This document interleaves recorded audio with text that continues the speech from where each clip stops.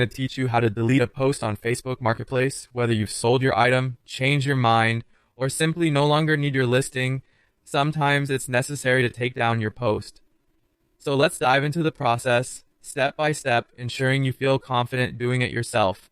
To begin, we'll head over to Facebook Marketplace. If you're not already familiar, Facebook Marketplace is essentially a virtual garage sale built into Facebook, where users like yourself can buy and sell items locally. It's a convenient platform, but managing your listings is key to keeping your marketplace interactions smooth. Once you're on Facebook Marketplace, look to the left sidebar. Here, among the various options, you'll find one labeled Selling. Give that a click. This will take you to a comprehensive view of all the posts you currently have active on Marketplace. It's like your personal inventory list, showing everything you're offering up for sale to the world. This section is particularly useful if you're selling multiple items and want to keep an eye on your listings.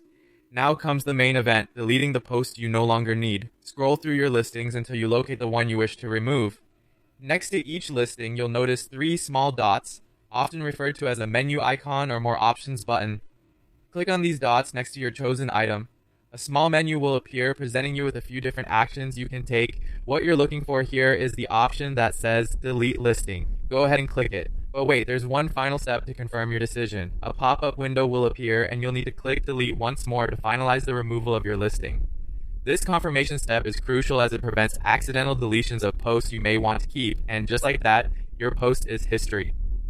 Now, a quick tip to keep in mind. Before you click delete, ensure that you've saved any important information such as buyer inquiries or photos that you might want to keep for future reference.